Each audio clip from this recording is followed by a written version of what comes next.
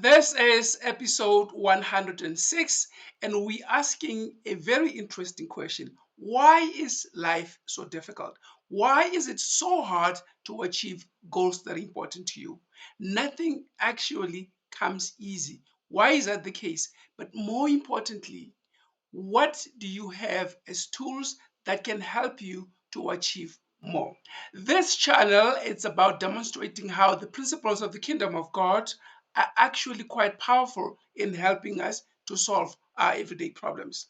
We typically take the principles of the Bible and put them together with the practicality of science. Where the two meet is where magic happens. There are people who say science and the Bible don't mix, but that's because they don't understand how the two serve each other. See, the Bible gives us a big picture understanding of things. Science comes in to help us understand the details. Let me give you a practical example. What scientists tell us is that the Earth is just about the right distance away from the sun. If it was closer, we would all burn off. If it was slightly further away, we would all freeze to death. Science cannot explain how it came to be positioned just right, but the Bible gives us an understanding that it was God who put it exactly where it needed to be to accomplish the goal that He had for the earth and for humanity here on earth. The question that we asked was, why is life so difficult? Why do things happen in such a way that we have to struggle to achieve any goal that we want to achieve? What causes that? Science has an answer, and that answer is a concept called entropy. It's a scientific principle. What is entropy? Entropy, in a nutshell, says things happen spontaneously in the direction of greater disorder. If you have a house, that house is going to become disorderly over time. If you have a garden and you leave it unattended, that garden is not going to become immaculate by itself. It's going to become more disorderly. Basically, what entropy says is things deteriorate over time. So the reason life is such a struggle is because the principle of entropy says things are going to become disorderly over time. Or to put it more accurately, the state of disorder is what happens naturally. For example, it's a whole lot easier to destroy than to build. That's entropy at work. As parents everywhere know, it is a whole lot easier for a room to become cluttered. Your car needs to be maintained on a regular basis, or else it's gonna fall apart. That we have the principle of entropy at work. But like I explained, science can explain to us what entropy is, but it can't tell us why entropy came into being. For that, we turn to the Bible. The Bible explains that in Genesis chapters 1 and 2, there was perfection. Everything happened in a very nice way. Enter Genesis chapter 3. That's where mankind chose to disobey God. And when he did that, God pronounced punishment. And the punishment overall, I'm summarizing in Genesis 3 from 17 to 19. God effectively said to mankind, what you're going to experience is the ground is going to struggle to give you the food that you eat. Everything is going to become difficult for you. Now, obviously, that was not the case before. So, from that point, we had two systems. One is the system of abundance, another is the system of scarcity. In episode 105, we went into detail explaining the two systems. What science calls entropy, the state of things tending towards greater disorder, comes from what God said to men as a result of their disobedience. The ground was cursed. Mankind was not cursed, it was the ground that was cursed. So, because of that curse, things would become very difficult. It will become a lot harder to achieve the things that are important to us. So, in scientific terms, we call it entropy, but the Bible calls it a curse. So, in a way, we are the product of that curse. And that's why it's a lot harder for things to happen with ease. So you have to struggle to bring order to any system, because if you leave it, it's just going to continue to deteriorate. But what we're really interested in is how can you turn things around? How can you make the system work for you? Or put it differently, how can you control entropy? Or how can you conquer entropy? Is that even possible? Because we know what entropy is, or what the principle of entropy does. It essentially says you have order, whatever level of order you have. If you do nothing, the system is going to continue to deteriorate. That's what we know. So what that means is, if you don't want things to deteriorate, what do you have to do? You have to bring in order. Entropy is about the degree of disorder from low to high. What you need to do and what we want as human beings is we want a level of order. So we have to work in the direction opposite to entropy. The question then is, how do we deal with entropy? If entropy says this is how things are, and if you leave the system as it is, things are going to deteriorate. You're going to end up with greater disorder. Now, I don't want disorder in my life. Hopefully, you don't. You want to achieve your goal. So, what entropy is saying, achieving your goal is not something that's going to happen by itself. For order to happen, the opposite of entropy, in other words, you have to do something. What is that something that you need to do? The most important and the first step and the most powerful step that you need is to make a decision to take authority over the situation. So entropy says things are just going to collapse if left unattended. So you come in and say, okay, I'm going to take authority over the situation. I am not going to allow things to fall apart. I'm going to step in and create order. That's the reason we have a refrigerator, because if you leave meat outside, it's going to begin to deteriorate. So the fridge is a way of minimizing the extent of the deterioration, or the degree or the rapidness of that deterioration. So the way to deal with entropy is to introduce order. Now, how do you introduce order? It starts with you making a decision that I'm going to take authority over the situation. Now, this is a very simple concept. Firefighters, for example, have made that decision. They have said fire is very dangerous, but I'm not going to let fire bully me. I'm going to take authority over the fire situation. You find that where you see excellence in display. Somebody made a decision to take authority over the situation.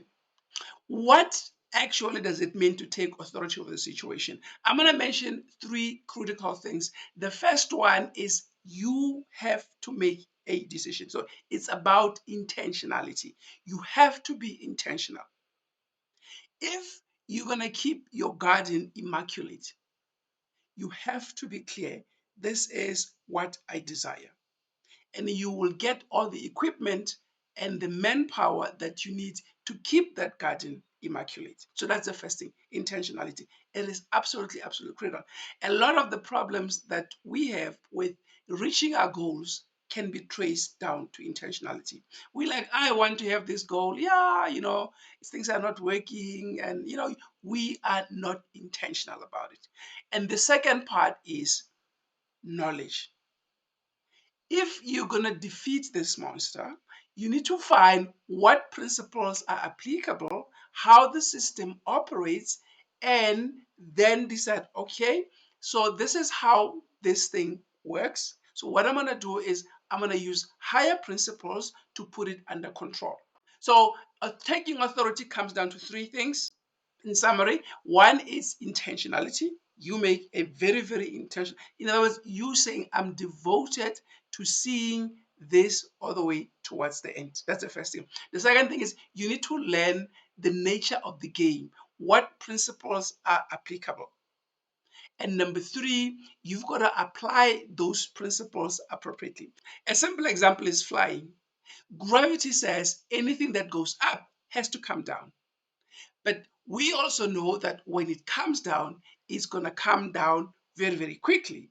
And it's going to crash and basically disintegrate. But we don't want that. We want to go all the way up smoothly and to come down smoothly. So the first thing we need, or the first thing whoever invented the aeroplane, what these engineers needed was, okay, this is a goal, this is a problem that we see, how are we going to solve this problem? So they made a decision, I'm not going to allow flying to become something that's impossible. I'm not going to allow us to go up and then we come down crashing because we don't know how to land smoothly. So first it was intentional. They decided they're going to take authority, and the first step was intentionality. And the second was how does flying work? And they went ahead and learned the different principles through experimentation and looking at how birds and other objects that could fly behaved. And the third part was applying the principles. A different way of saying the same thing is entropy says things are going to continue in the direction of greatest. Or in other words, if you want to achieve a particular goal, you need to be clear the enemy that you're going to face is entropy. You get home, it's a whole lot easier to sit and watch TV. It takes a lot more effort for you to sit down and say, you know what, I'm not going to watch TV for like 4 hours. Instead, I'm going to read for 3 hours, or I'm going to do something that's very constructive. So in a way, we're saying, if you're going to defeat entropy, you need to bring in a higher order principle, and that higher order principle is to impose order. Now, you impose order, like we've said, it starts with you making a decision about authority, okay? That I'm going to take authority of the situation, and that demands that I know the nature of the game, the principles that are at play, and I need to apply them. So first is you have to be clear that you need to impose order. Now, you don't just come and impose order randomly. You have to understand how applicable principles work and align with the higher order ones to achieve the goals that you want. So in a nutshell, just to put it differently, the way you're going to impose order is, number one, you're going to make a decision. That's intentionality. And number two, you have to be clear that I need to put in energy, because putting in order requires energy. It requires a form of sacrifice. You have to put in energy into the system. But more importantly, there is a manner in which that has to be done. You can't just put energy in randomly. I mean, a bomb, it's this energy, potential energy in this thing, but the way it's released is very destructive. So you can't just throw in energy. You have to put energy in following a process that's based on applicable principles.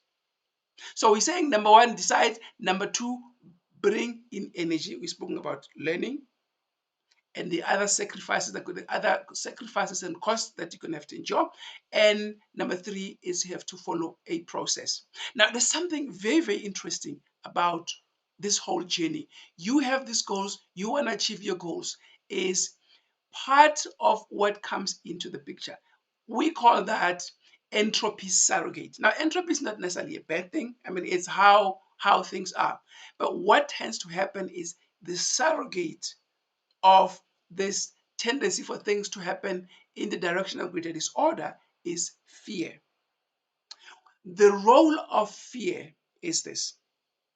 Fear is a bully. And what it does is it says to you, you're not going to succeed. So if you're not going to succeed, why bother? Don't study for that exam. Don't continue applying, because nobody's going to hire you.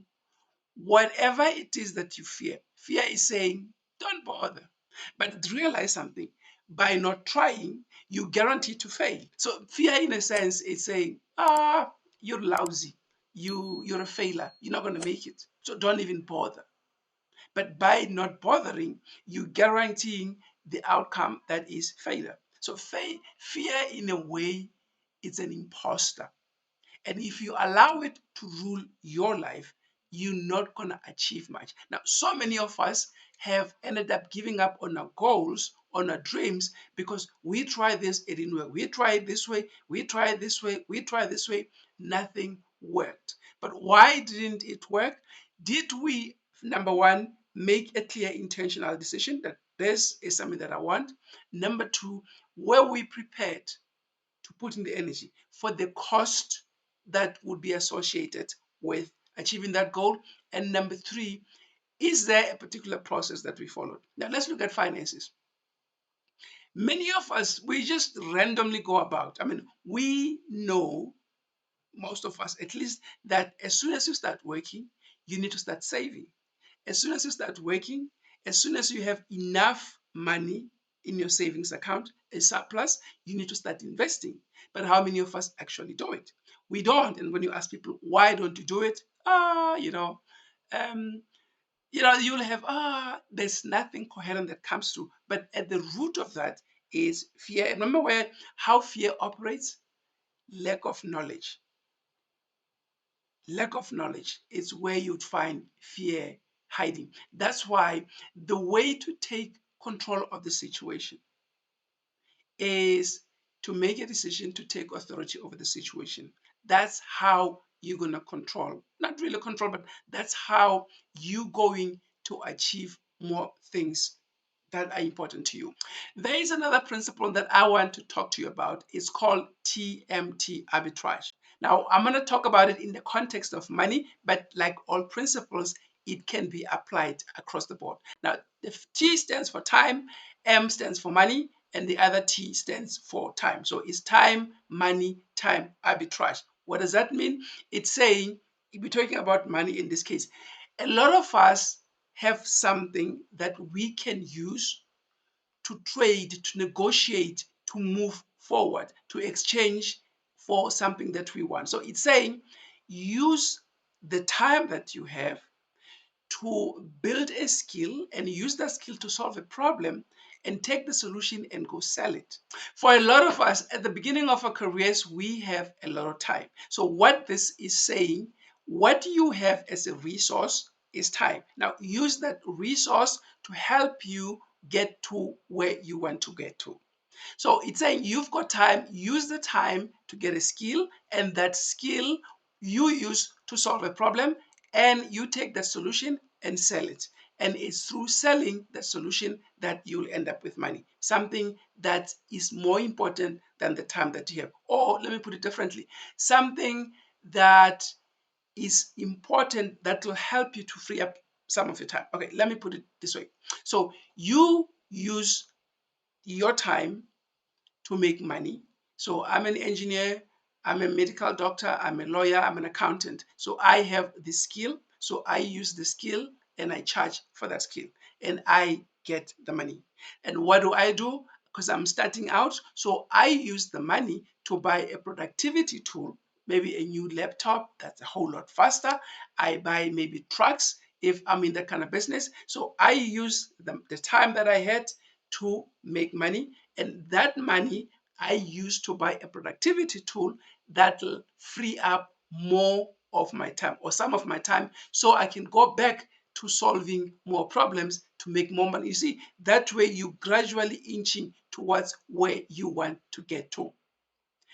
Time, money, time arbitrage. Now, in the context of finance, obviously, in a different context, it's always be the time that's important, because your life and my life are about having the freedom to spend our time doing what matters. Now, the most critical variable in all those things is time, because you can lose money, you can make money again. Now, for people who have accumulated a certain level of money, time begins to take center stage.